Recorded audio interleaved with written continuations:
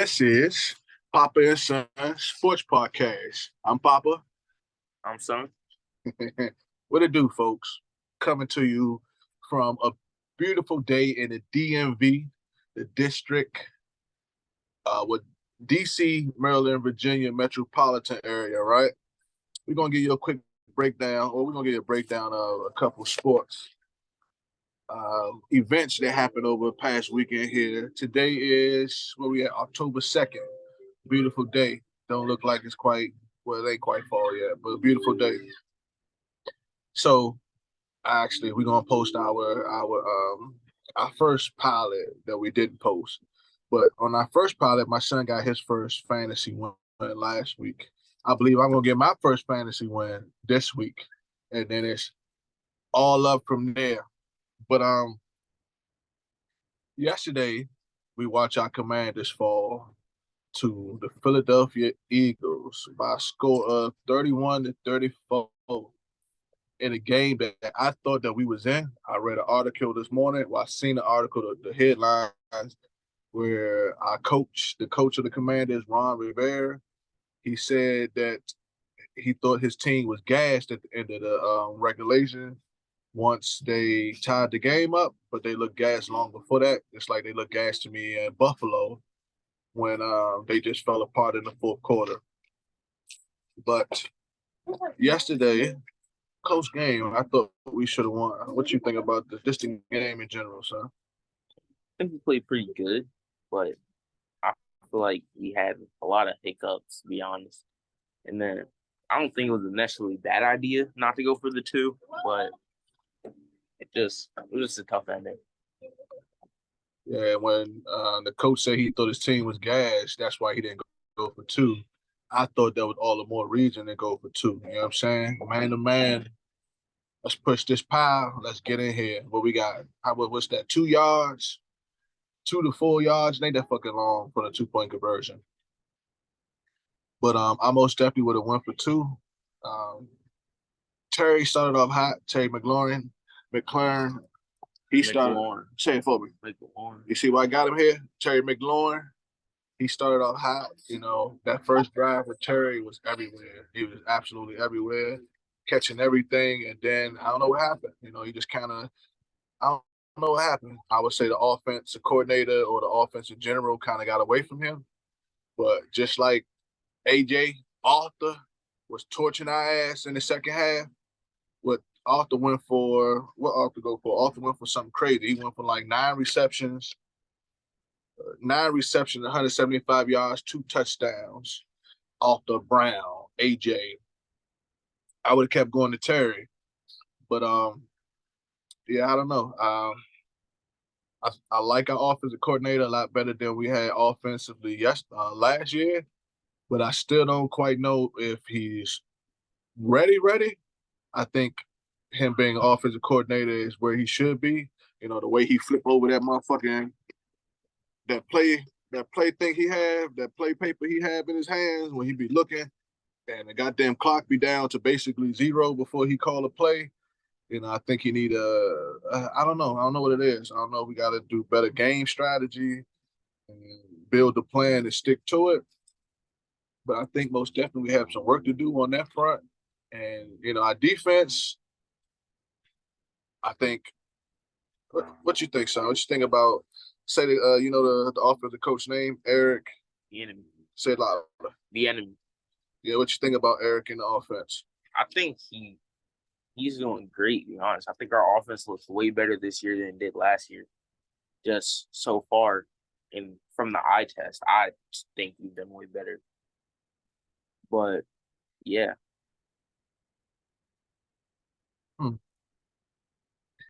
So, like I said, Terry started off hot.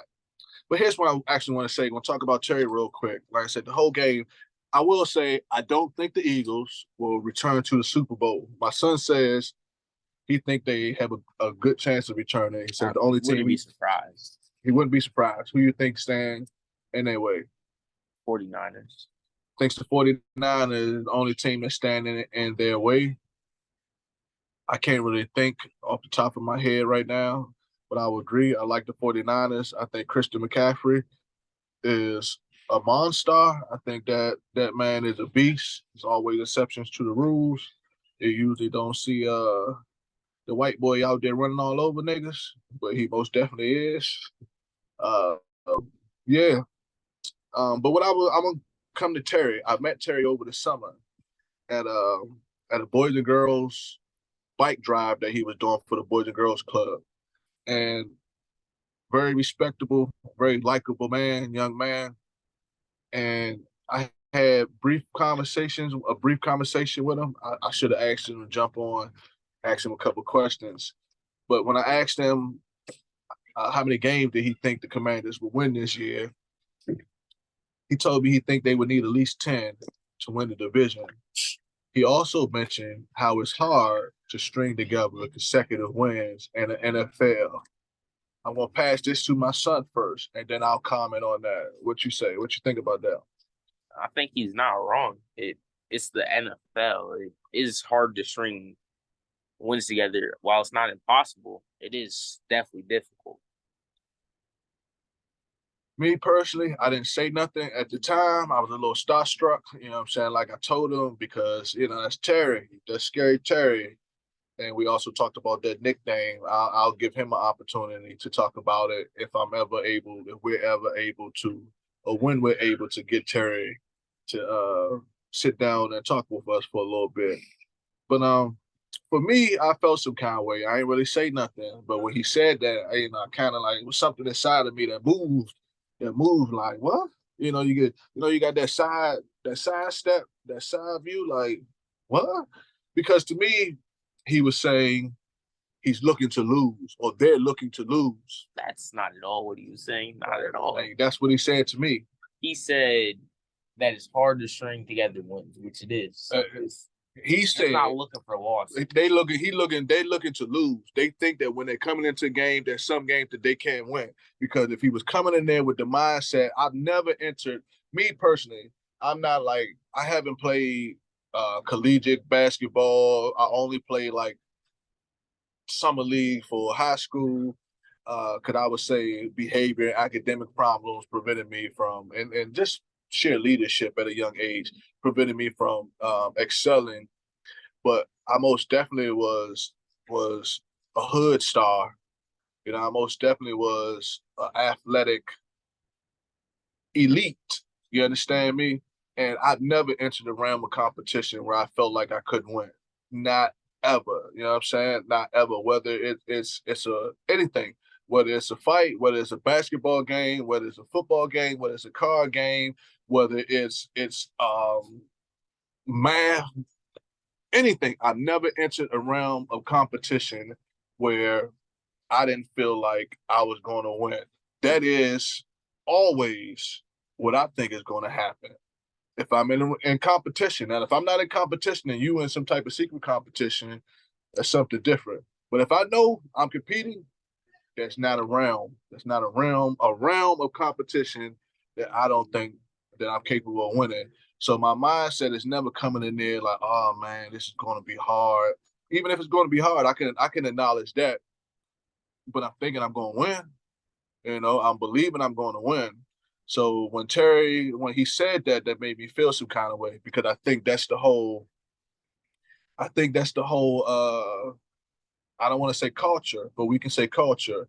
But I think that's the whole dynamic of the team, of the organization. I think they're so used to not winning that they feel like that it's hard to win. But you know what I'm saying? It is hard to win. And I don't think him saying it's hard to string games together has nothing to do with saying, oh, we're going to lose this. We're going to lose this. I think he was being real. It's hard to string wins together. That simple. Nah, I hear what y'all trying to say, but what y'all saying is y'all think y'all going to lose. Point blank period. That's how I feel about it. You're saying you think we going to lose. I think that we don't have the best opportunity to win. He's saying if it's hard to string together consecutive wins in the NFL, he's saying that I believe that the other teams on NFL that actually do string together consecutive wins are better than us. They're going to beat us. So they're saying, no, that's not what He said it's hard to string together wins, not that it's impossible. He might as well said it was impossible. No, he said it was hard. I'm make, sure you ask any team in that, is it hard to string together wins? They're going to say yes. It's not easy to win in the league. Every given Sunday, one team can win. Okay. I'm going to give quick rundown of the numbers because actually, quick rundown of the numbers because I thought Commanders did an excellent job. Sam Howell went 29 for 41, 290 yards, 1 touchdown.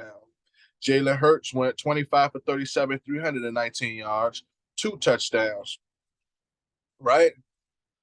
Now, what I also want to throw in here real quick is 9 Commanders players had at least 1 reception in this game. So they spread the ball around magnificently. Now, when we talk about not thinking they're going to win or not, or however, I'm going to jump to Shedeur. I'm going to jump to Colorado and USC this past weekend as well. And I heard not all of it, but I did hear Shedeur say basically he wasn't comfortable with people saying like, well, at least you guys didn't get blown out this game, which they were down. What were they? They were down 34-14 at the half, and they came back and almost won that game. And I think it was 41-48 at the end. And they almost won. But Shedeur said something as a younger player, but he does come from prime time, Coach Deion Sanders. But he says just because they're a big school, speaking of USC, we're not happy that we didn't win, and we didn't just because we had a close game and we didn't get blown out. We're not happy with that. You know what I'm saying? That's not something that we want to settle on. And this is the difference when I say I believe Terry, in lack of better terms, is saying there's a lack of confidence, maybe not within himself, but within his football team and their coaching staff, or in the situation or the predicament which he's in right now. Because like I said, you got a young kid like Shedeur who just like, man, I don't care that that's USC and we were supposed to get smoked and we kept a good game. I expected to win. We expect to win. The standard doesn't change regardless of who we are playing. We expect to win. So that's how I feel about that, and I respect Shedeur. I really respect Shedeur as a young athlete, as a young man. You know what I'm saying? His father has done tremendous, not only with him and his brothers, but with the whole organization and all those young men, starting back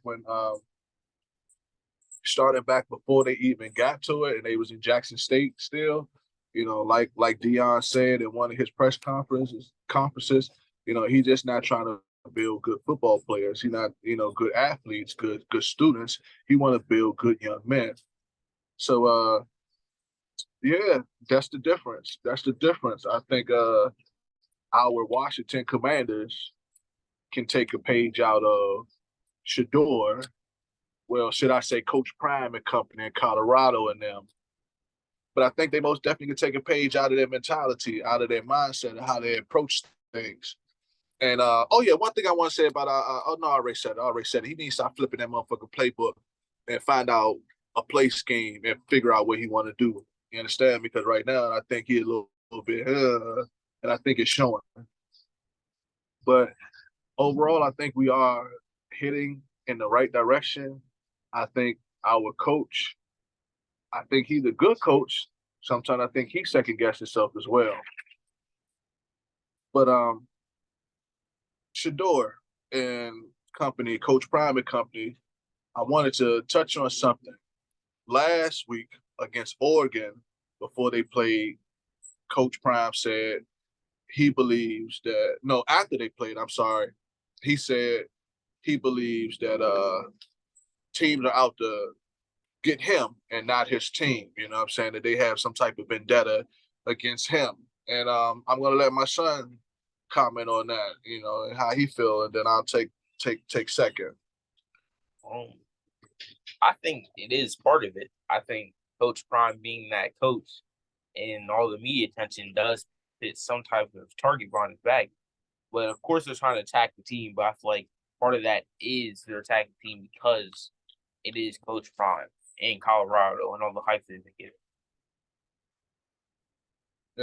I would have to agree when we're talking about the coaches and we're talking about the staff.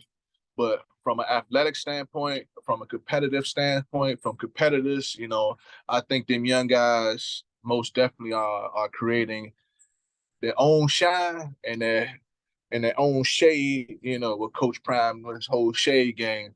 But I think especially Shedeur, I think he most definitely create his own shade, and he most definitely is looking to create his own path of shine. You understand?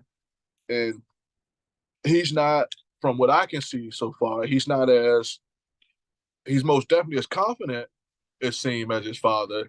He's most definitely a stunner like his father, but he doesn't seem to have that overly expressive and flamboyant, outgoing personality. That prime time personality. I think it shows through his game, his determination, his competitiveness, his drive, and his work ethic, and just the way that he prepared. I'll most definitely say you can see, his father in him, just like with Shiloh on the other side of the field. Like when he got that pick six that game, you could see, his movement, his body mannerism was very eerie, similar to his father. He's a little bit more flat-footed than his father is, and a little slower, it seems, maybe much slower. But you can see that most definitely these are Coach Prime, Deion Sanders' children. Um, okay. Actually, what I want to touch on in that game, we have what most people, especially at the beginning, the first two games was considering the front runners for the Heisman Trophy. You say the young kid name for USC is Caleb Williams. Say it again. Caleb Williams. Caleb Williams. He threw for 30 for 40, 30 out of 40, 403 yards, 6 touchdowns, 1 interception. Shedeur Sanders threw 30 for 45, 371 yards, 4 touchdowns, 1 interception. Do you think that Shedeur still has a chance to win Heisman? Um, I'm sure he could, but Caleb Williams, back to Caleb Williams, I want to say something. Go for it. First of all, I think he'll be the first round pick. I mean, the number one pick by far. As long as he just keeps on what he's doing and stays healthy, I think he'll be the number one pick. And what else was I going to say? I think based on last year, people say he would be taking number one if he was in the draft. This year, well, he did also say he would pull Eli Manning and say, well, not Eli Manning. Eli Manning just said, I'm not playing for you. While Caleb Williams said, as he is in his junior season, he'll go back to USC for his senior year if the team, number one, does not seem fit for him.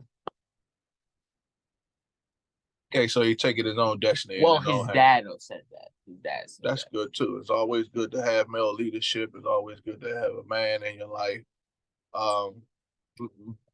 for various different reasons.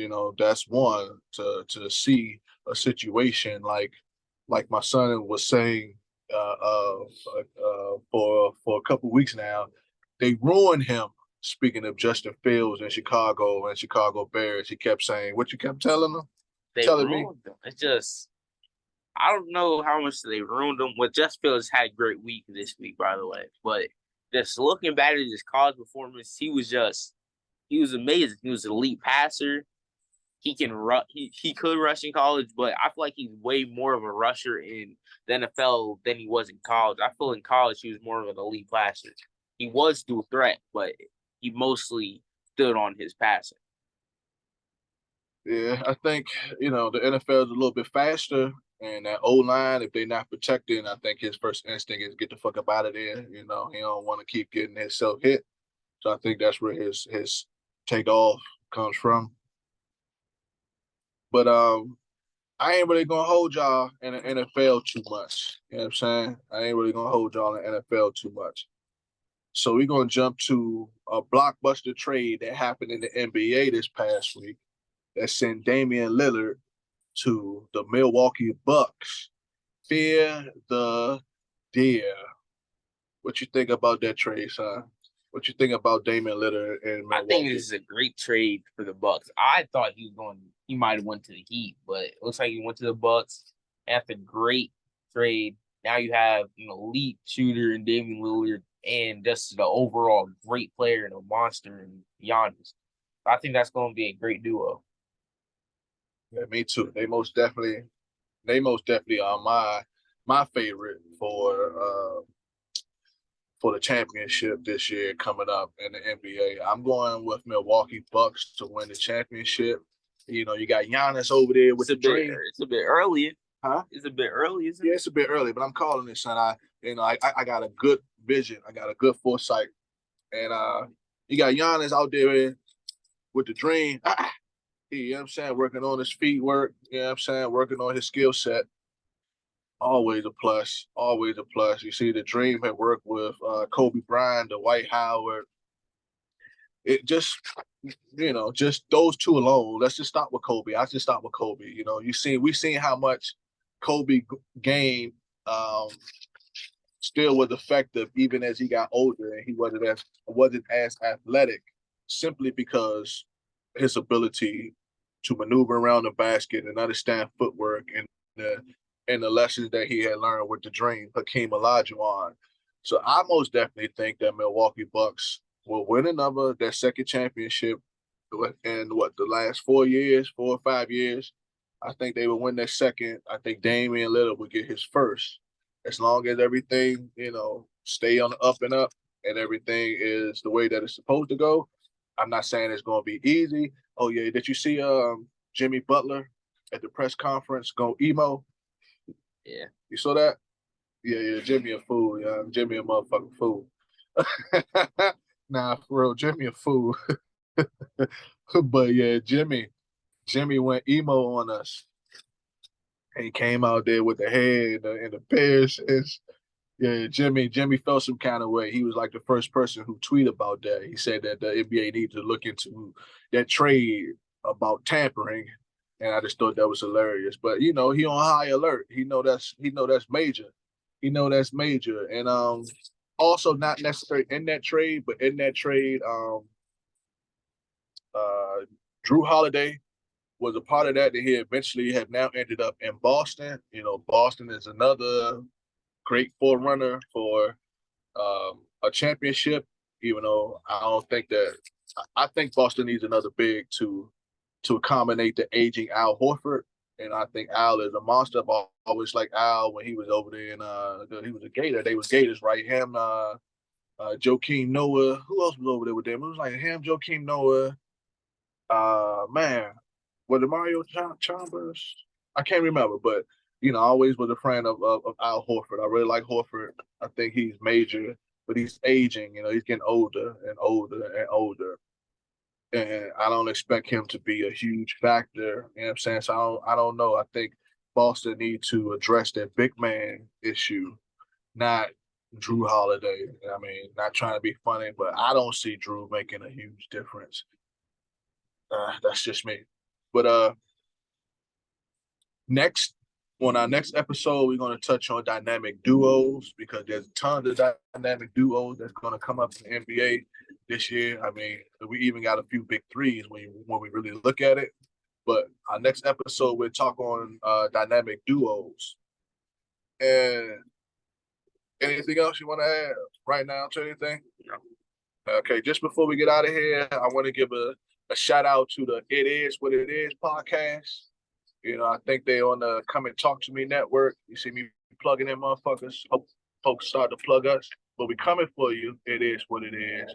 We gonna get this thing popping, and we coming for you. Not in a bad way, but when I see what you guys are bringing forth to this realm, to this field, to this avenue of sports podcasting, or I love it. I love it personally. I'm trying to maintain my vulgarness that I can be. I'm trying to maintain my my language. I'm trying to maintain a more non-vulgar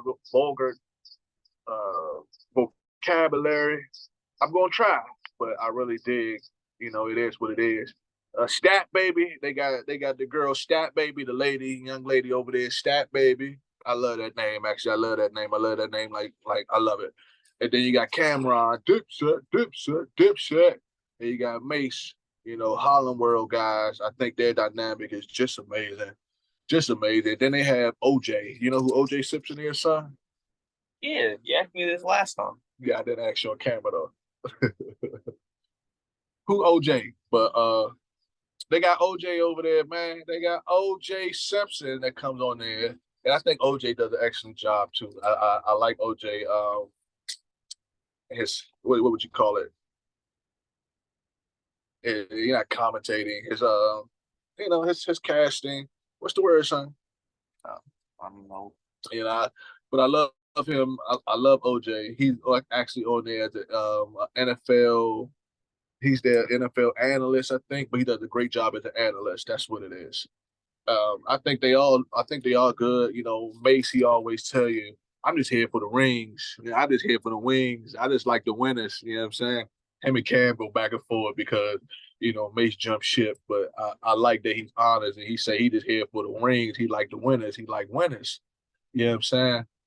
And, Cam keep it gutter. Cam keep it street. I really like that. You know what I'm saying? He used that N word like it's going out of style, but I love that too. But yeah, I like that. I like them a lot. I don't particularly like how they kind of like team up against OJ. You know what I'm saying? I just don't like it. You know what I'm saying? But a lot of people like that type of antagonist vibe. I personally don't. I personally don't. But they team up on OJ sometimes, but OJ does excellent with holding his own. Anything else before we get out of here, son? Okay, this has been Papa and Son Sports Podcast. I'm Papa. I'm Son. Deuces.